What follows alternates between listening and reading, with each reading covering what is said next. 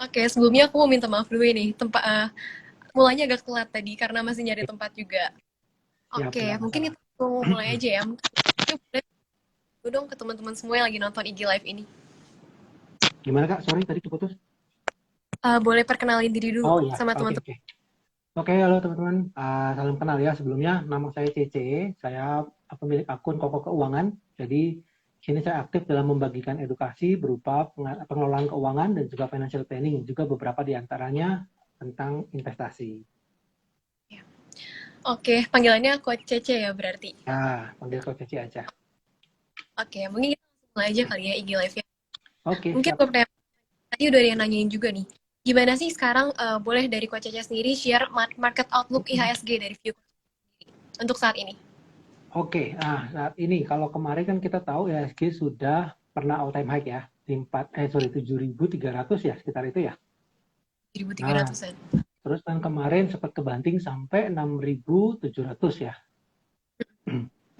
Nah, jadi sebenarnya sekarang kalau hari ini udah kembali ke 7.100, 7.000, hampir 7.200, ya sebenarnya sudah hampir kembali ke titik tertinggi sih. Jadi kalau misalnya kita mau ambil, jangan terlalu agresif. Karena ada Hmm, potensi ntar malah mantul ke bawah lagi kalau udah sampai ke titik all time high-nya. Kenapa? Karena sudah nggak ada sentimen positif akhir-akhir ini. Malah yang kita dengarkan kayak suku bunga naik dari The Fed sana, terus juga harga-harga saham sudah pada mahal-mahal. Nah, itu jadi jangan terlalu agresif sih kalau menurut saya pribadi ya. Gitu. Kita tunggu oke. aja nanti kalau ada koreksi berikutnya. Biasanya sih kan di bulan Agustus, September, Oktober tuh biasanya sih ada koreksi. Nah, ini bisa ambil di situ buat kita nikmati di Santa Claus Rally Desember. Oke, berarti untuk saat ini bisa dibilang kita harus wait and see dulu ya, jangan terlalu agresif karena marketnya juga Ya, bilang oke gitu ya, belum ada sentimen ya, positif. Oke, mungkin kita kan tadi udah ngomongin nih soal IHSG-nya secara umum gitu. Kalau misalkan dari Coach Cece sendiri, outlook ke IDX Teknonya itu gimana ya, dan saham-saham perusahaan teknologi di Indonesia? oke. Kalau Tekno kan sebenarnya di Indonesia terkenal, tapi yang terkenal hanya beberapa ya. Kayak kemarin Buka, Goto, kayak gitu kan ya. Dan itu sudah bisa dibilang hype-nya sudah hampir kelewat sih. Karena kan kayak Buka kemarin, mereka IPO, terus semangat banget, orang-orang pada ikutan, ternyata anjlok. Terus Goto juga hal yang sama, cuma ini kan dia udah mantul ya, sudah naik ke harga setelah IPO-nya. Nah, sebenarnya secara valuasi kan mungkin mereka sudah mahal sebenarnya dari entah itu Buka atau Goto. Nah, tapi ada mungkin saham-saham yang menyediakan sumbernya mereka. Contoh kayak yang jualannya hardware. Itu kan teknologi juga. Hmm, Nah, itu malah sebenarnya yang bisa kita incar dibanding mereka yang kayak Goto atau Bukanya. Karena mereka yang hardware kan jualan terus tuh. Ketika iya, teknologi iya. makin penjualan hardware otomatis makin tinggi. Jadi makin cuan.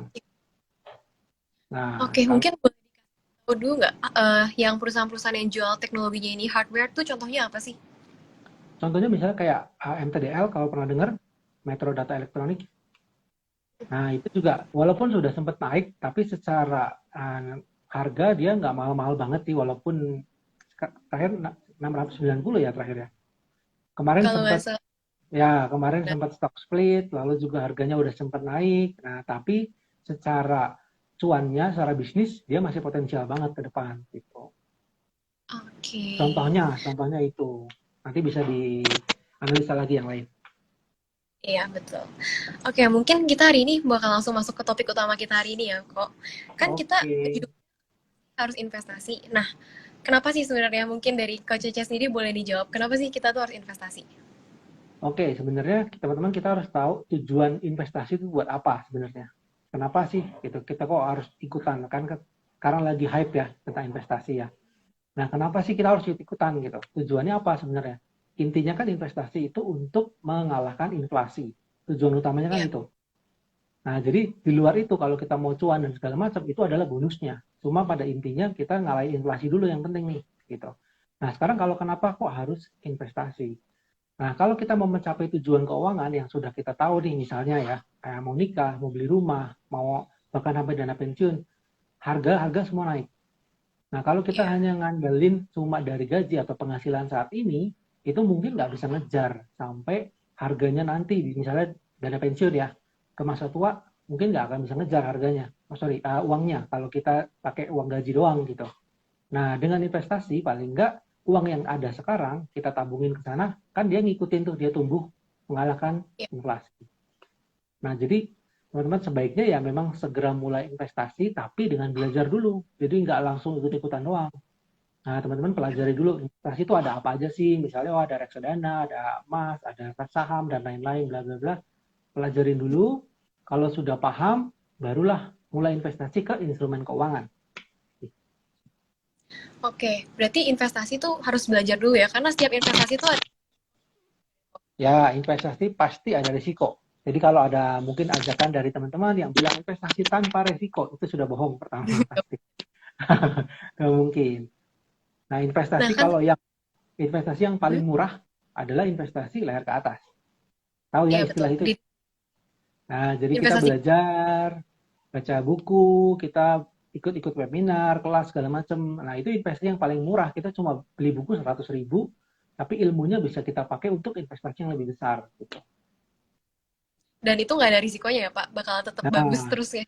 itu malah nggak ada risiko. Karena kalau kita nggak praktek pun, ya nggak masalah, kita nggak rugi. Maksudnya, ya paling uang kita segitu-segitu aja.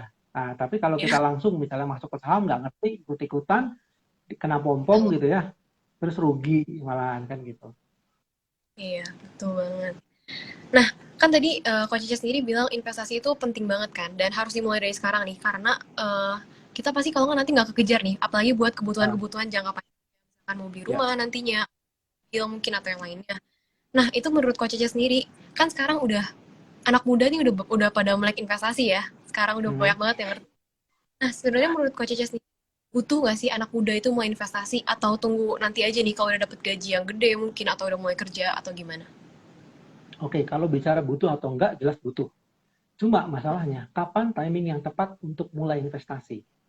Nah, Iya, mungkin banyak teman-teman yang belum tahu ya, kalau investasi itu bukan hanya sekedar kita menyisihkan uang dari penghasilan kita tiap bulan, tapi apakah kita sudah punya fondasi keuangan yang baik?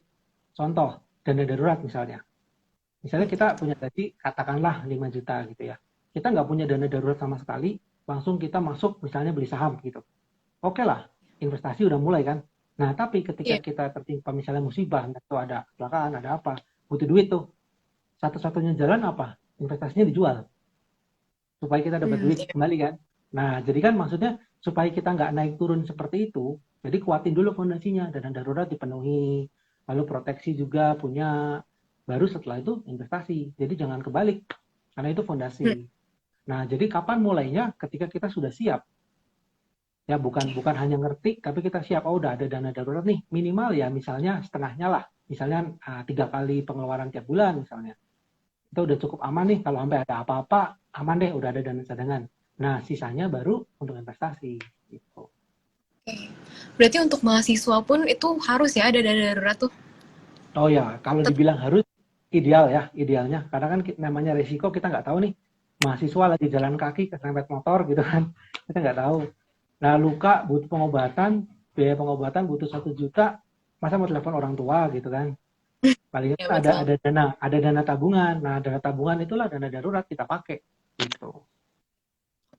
Berarti sebenarnya nggak boleh juga ya kayak kita dikit-dikit misalkan uang kita sebenarnya pas-pasan tapi kita maksain buat investasi dan jadinya malah bahaya juga ya buat kehidupan kita. Ya, Kalau ada perlu sebenarnya yang itu ya, ya itu mungkin merugikan kita. iya, oh ya malah merugikan bukan yang menguntungkan nantinya. Ya, karena Nah, tadi itu kalau investasinya pas cuan, nggak masalah ya, mungkin kita jual ya, untung gitu. Tapi kalau pas misalnya crash, sudah harus jual terpaksa, rugi pula. malah hilang uangnya. Nah, Nah, sebenarnya gimana sih kok? Kan ada banyak nih instrumen investasi. Mungkin mulai dari yang hmm, low risk ya, mungkin kayak reksadana, mungkin dari obligasi, atau banyak lah jenis investasi dan ada juga saham yang lebih high risk ya, atau kripto hmm, bahkan. Nah, gimana sih cara kita pilih instrumen investasi itu yang cocok buat kita? Gimana sih cara kita pilih dari sekian banyak, kira-kira apa nih yang cocok? Kan nggak mungkin kita cobain satu-satu juga. oke. Nah, pertama kita harus tadi kembali ya, belajar dulu. Kita pelajari dulu investasi kan ada banyak macam ya kalau instrumen keuangan. Misalnya, oh apa sih deposito, oh apa sih reksadana. Reksadana juga dibagi lagi kan, ada pasar uang dan segala macam. Kita belajar dulu, oh ini apa sih keuntungannya bagaimana, risikonya bagaimana. Saham tuh apa sih gitu. Setelah kita pelajari satu-satu, kita anggap nih secara logis aja ya. Kayaknya ini nih yang paling paling menguntungkan buat kita gitu, bukan buat orang lain ya, buat kita. Nah, setelah itu ada namanya profil risiko. Profil Hmm. resiko itu kan konservatif, moderat, agresif.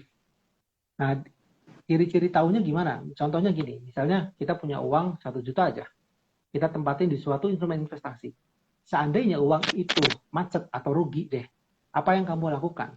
Nah, dari jawaban itu bisa mencerminkan diri kita tuh sebenarnya profil resikonya apa. Misalnya kalau dibilang, wah, kalau saya rugi ya saya jual lah daripada tambah rugi, gitu kan. Berarti kan sebenarnya itu konservatif. Nah, Iya. kalau seperti itu, jangan masuk ke instrumen yang high risk, misalnya begitu. Nah, jadi kita harus mengenal diri kita dulu. Kita itu seperti apa resikonya. Kalau kita udah kenal, kita udah belajar instrumennya, barulah masuk. Nah, gitu. Oke, berarti yang pertama harus kenalin diri kita dulu ya. Kira-kira kita orangnya Ya, tuh kayak betul. gimana? Asal Betul. ikut-ikutan orang itu bahaya banget gak sih? Ya, kadang-kadang gini Iya, Kak Rahel, orang tuh baru mau belajar kalau sudah rugi. Benar nggak? iya, betul. Berarti kalau kita sekarang untung-untung aja, wah di saham asik banget nih, untung terus, cuan terus gitu. Tapi ketika kebanting baru mau belajar saham tuh yang bener gimana sih? Nah itu. Iya. Jadi harusnya pokoknya belajar dulu, terus kita kenalin dulu nih, kita profil risikonya gimana, terus kita Hmm, pahamin dulu instrumen investasinya tuh kerjanya gimana sih, dan ada kerugian, apa kemungkinan ruginya tuh kayak gimana, dan baru mulai investasi ya. Nggak boleh buru-buru yep, juga. yes, betul. Tenang aja, investasi selalu ada peluang kok. Nggak usah ketakut. Ya, Tinggal, bukan kejar-kejaran juga ya. Mungkin banyak orang yang ya, salah paham. Investasi betul. itu harus Kalau mulai. ya investasi itu intinya gini, betul harus mulai sedini mungkin, itu betul. Ya, Tapi buru-buru. investasi itu harus yang cocok buat kita, bukan bukan balap-balapan sama orang lain gitu. Buat apa kita balap-balapan nggak ngerti, soalnya uang uang kita kan, bukan uang orang lain. Orang lain nggak rugi, kita sendiri yang rugi. Oh, Ya betul. kenapa-napa. Oke, mungkin sebelumnya aku mau kasih tahu dulu nih, buat teman-teman semua, hari ini tuh ada giveaway OVO 50.000 buat 3 orang pemenang. Caranya gampang banget, tinggal SS aja IG Live ini, post di story kalian, dan tag @caricuan.official sama juga tag @koko keuangan. Oh, mungkin ada typo sedikit ya, IG-nya tuh koko keuangan. Oh ya. Oke. Nah, mungkin next question nih kok. Kira-kira ada kesalahan investasi apa sih yang mungkin dilakukan, apalagi buat seorang pemula gitu? Yang harus dihindari sobat cuan. Oke, kalau kesalahan investasi yang pasti tadi ya, kita nggak kenal diri kita, lalu hanya ikut-ikutan. Itu sebenarnya kesalahan yang bisa dibilang besar banget, tapi belum tentu langsung ketahuan di awal. Karena kalau pas masuknya pas cuan, itu kita ngerasa investasi kita bagus. Kan kalau pemula tuh nganggapnya gini, investasi yang bagus adalah investasi yang naik harganya atau yang menguntungkan. Yang jelek adalah yang turun misalnya gitu. Nah itu pandangan awam tuh. Padahal yang benar investasi yang bagus adalah investasi yang sesuai dengan tujuan keuangan kita. Karena kalau instrumen investasi apapun jenisnya itu adalah kendaraan. Sedangkan Hmm, tujuan investasi itu goalnya di sana gitu. Nah kita tinggal mau pakai yang mana nih? Misalnya goal kita contoh ya buat beli rumah gitu. Misalnya 3 tahun lagi mau beli rumah. Kita mau pakai kendaraan yang mana? Mau yang lambat dan aman seperti deposito misalnya, atau mau yang cepat seperti kripto, tapi resikonya sekali jatuh bar mungkin bisa tewas gitu kan kalau kena kendaraan kan kayak gitu. Nah, tinggal kita mau betul. pakai yang mana? Mana yang kita siap dengan resikonya gitu. Jadi jangan hanya ikut-ikutan, oh kripto lagi booming, ikut, nanti kalau jatuh nangis. Iya, berarti yang paling penting emang kita harus manage psikologinya dulu ya kok berarti. Ya, Kita nggak betul. boleh keikutan orang karena nggak semua investasi itu cocok buat semua orang gitu, tapi harus Yes, sesuaiin sama. betul. Oke, mungkin nah sebenarnya kalau misalkan kita udah belajar nih, kita udah paham soal investasinya, pasti kita mau dong untuk mulai investasi. Nah, tapi gimana sih cara kita untuk manage uang yang diinvestasiin itu? Oke, pertama kita harus punya tujuan. Ya ini yang jarang orang punya malahan. Kenapa kamu investasi? Kebanyakan jawabannya supaya cuan atau dapat passive income misalnya gitu ya.